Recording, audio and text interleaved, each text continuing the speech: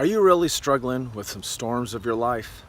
Well, stay tuned. I want to share something with you, some news about heaven, a different way of thinking about heaven that'll totally change your perspective, not just about your future, but about how you deal with your problems today.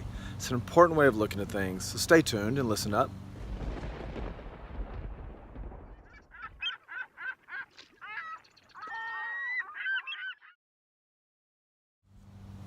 Hi, I'm Dr. Monty Miller. Dr. Monty, Peace in the Storms Ministries. I'm a psychologist. I work in nursing homes primarily, but I want to use what I've learned to help these other people to help all of you other guys out in terrible storms. The people I've worked with have gone through horrendous losses, and they don't have a lot to look forward to in the rest of their life. And so I've learned ways from them and with them to try to cope with their problems the best way possible. And so I want to help you guys out. Please subscribe, hit the little bell notification to get more videos about these things, and click the thumbs up to let me know you like it. That'll share it to that'll help YouTube to share it with other people so other people can hear this. All right, heaven. It's a wonderful concept, but is it really real to you? I just got through writing a magazine article in Faith-Filled Family magazine, and I wanted to kind of share what I wrote in that magazine to you guys. I love talking about heaven, and sometimes I can just get on a soapbox and preach it because it's such good news. I get so excited about it. Dealing with people who are coming close to facing death, I have to ask them about what they think is going on in their future. And they don't have a lot to look forward to in this life, to be honest. And so I've studied a lot about heaven, and the more I get to know about it, the more excited I get. But do you really believe it's real yourself? A lot of us in our Western world, we really don't believe in the supernatural, to be honest. We say we believe in miracles, we say we believe in God, we say we believe in heaven, but is it really real in your heart? No, it's maybe real, but it's like so far off in the distance. It's like, yeah, that'll be nice someday, but yeah, whatever. But I want you to change your perspective on it and see how amazingly wonderful it is and how it can affect you today. So hear me out on all this. It's great. The Bible tells us in Colossians 3 to set our minds on things of above. Now, that really means that you're to keep that perspective in mind, that this earthly life is just a short-term, temporary little problem. I don't want to minimize anybody what's going through serious problems. You have every right to get down depressed when storms of life hit you, but you've got to keep the bigger picture in mind. Okay, now here's another story way to look at it. What if I told you that in 3 months I've got you booked a trip to Hawaii? Going to stay at a 5-star hotel, going to fly there first class, you're going to get all the best foods and medicines. They have medicines that you don't have here so that you'll feel better physically, and all your best family member and friends are going to be there with you, enjoying it. Wouldn't you be excited? And even if some bad things happen between now and then, you still sit there and say, well, at least I've got that trip to Hawaii to look forward to, and it'll be a lot of fun. You'd be excited about it. You'd be looking at brochures. You'd be looking at all the pictures of the beach and the hotel and the mountains and all the fun stuff you're going to be able to do there. You'd be so excited. Well, is this any different? It is different because it's better. I love the Apostle Paul said, no eye has seen, no ears heard, no mind has conceived the wonderful things God has prepared for those who love Him. And that's in 1 Corinthians 2:9. So I imagine the best place possible. It's going to be better than that. I know, it's hard to fully believe in it because it just doesn't seem real. How do we know that that's true? No one's been back there and back to tell us about it. There's no brochures. Wouldn't it be great if God gave us some brochures with real pictures of it? God, that'd be great. But we do have a lot of glimpses. Near-death experiences, experiences where people clinically are dead for a few minutes and they come back to life and they tell us what they see. Other people have a lot of visions that just seem supernatural in spirit, in nature. And I've had the pleasure of my work to have where over a dozen people who have clinically died and come back to life, and several others who've had all kinds of stories and visions. And I'm kind of critical. As a psychologist, I know our minds can play tricks on us. I know we can dream and we can see what we want to see. So I'm kind of critical of these stories. But in all my years, and 20 years of doing this, I've come across many stories that I really thought were credible, that just couldn't be explained any other way.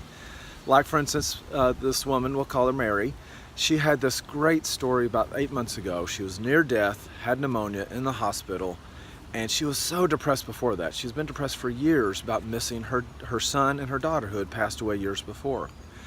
And when she was near death, she had this vision where she saw her son and her daughter, and they're telling her they're okay. Mom, we're in heaven. We're great. We're taken care of. You're going to be with us soon, and it's going to be great. So it's not your time yet, but don't worry. And she hasn't ever since. She still misses them, but she's not been depressed. Now here's the trick. Here's where I realized I think it was a real spiritual vision. Because when you have a dream, the object of your dream is in focus, but everything else around is kind of fuzzy, and it can kind of weirdly change from one scene to another and doesn't make sense. But in her vision, I asked her, well, what else do you remember seeing? Were they here or were you up there? Oh, I was up there in heaven. Well, what else did you see? And she just started to think and look off to the distance. And she got this biggest smile on her face I've ever seen anybody have. And she said that, oh, the water, it was so blue and sparkling and crystal clear. She was really focused on the water. She loved the water. But she said that the trees and the flowers, it was like a beautiful garden. And it was just great because she's like every little detail. She said, even 8 months later, I asked her again, she's like, it's still so clear in my mind, the details of it. And there are colors that I've never seen before. And that's one way you can tell real spiritual stories in this regard, is they have a hard time describing it in our words. They say, well, it was like this, but it was something different I never really experienced or seen before. But it was beautiful, it was wonderful, a sense of peace that you get. So many people describe these kind of stories.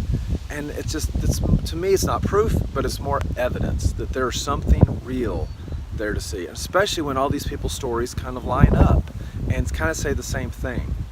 Most people report it being like a beautiful garden.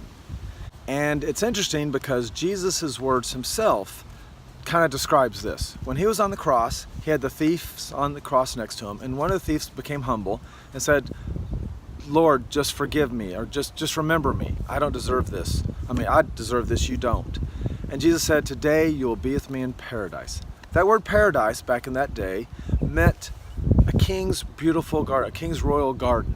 It was the best word Jesus, I think, could use in our earthly terms to convey to people what it was going to be like.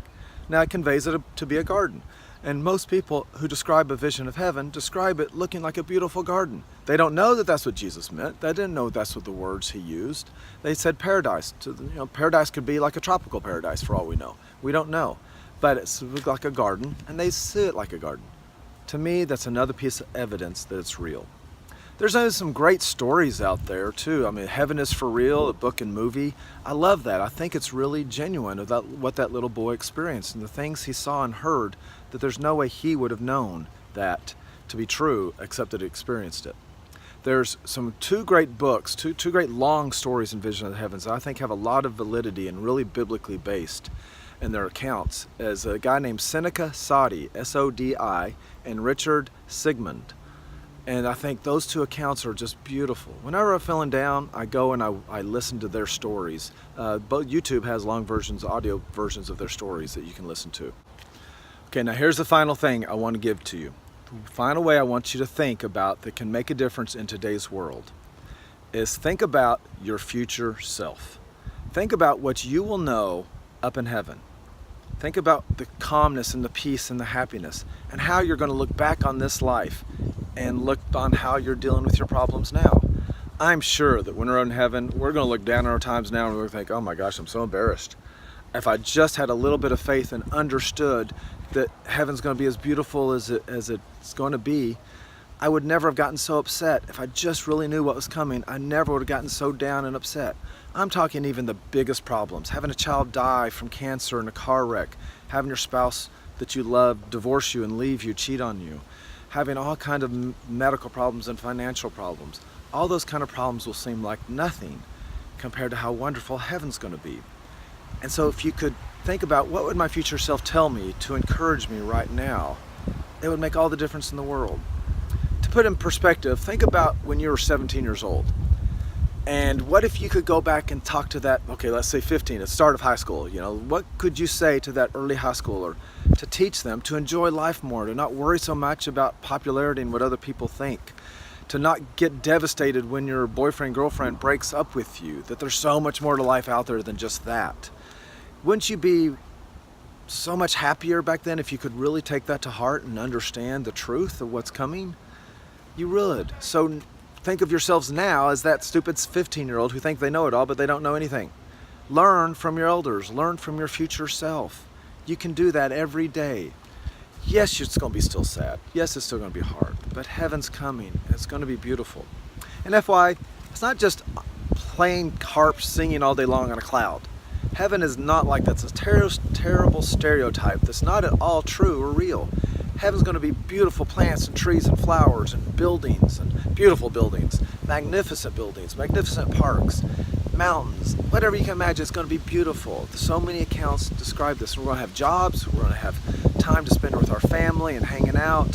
It will be a time of rest, but we'll have meaningful jobs. It's going to be just amazingly wonderful. And the best part of heaven is not all that. It's going to be being with God. You're going to be surrounded by love from everybody. One person said in their account, it was like love was the air we were breathing. Isn't that beautiful? I just love that. And so, you know, Jesus said, in my Father's house are many mansions, in Matthew 14. I go to prepare a place for you. If this weren't true, I wouldn't tell you. Why do you need to say that last part? If this weren't true, I wouldn't tell you. Everything he said was true. I think he said that to him was like emphasize it. Hey, listen to this part, guys. It's about your future. Trust me on this one. It's going to be good. And it should make all the difference in the world on your everyday life. That's why Jesus was saying all that. Do you believe? Do you really, really, truly believe? Can you fully put your trust in God? Jump off that cliff and trust that He's going to catch you. And realize, okay, this stinks, but it's not all there is. There's so much more to this life. There's someone in my life who I miss so dearly, and when she went out of my life, I was just so depressed for a couple years about it. She's still alive, she's just out of my life. But what got me over that and helped me go on with my life is to realize that one day we will be back together again. She loves the Lord, and one day we will be up in heaven, and she'll be right by my side again.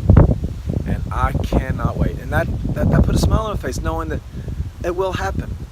What would be truly sad and devastating is if I never heard from her again, I never saw her again, I never had her love again. That would be depressing. But it puts a smile on my face to know it will happen. And I can hang in there till then. As long as I know it's going to happen, I'll be all right. So whatever you're dealing with in life, hang in there, because it will get better. I promise. This life is temporary and won't last. So just please hang in there a little bit longer. I hope this finds you comfort. I hope you can keep these thoughts in your head all the time. Write them down if you have to. Put them on your mirror. Just be excited about it, because it's real and it's true. And one day you're going to be up in heaven and you'll say, Dr. Miller told me. Dr. Monty told me. And I'm going to find you and I'm going to say, see, I told you so. Isn't this great? Isn't this wonderful? It's true and it's real. And it can really help you find peace in your storms. Hope you can subscribe to my channel, share this with other people who are depressed and hurting. I know it's self-serving, I hate building myself up and build a thing, but I want to help other people. People need to reach this. So please hit the subscribe button, hit the bell to get no more notifications. Like, comment on this video, that'll help pass it around. Tell me what you think of this video. So God bless you, take care, bye-bye.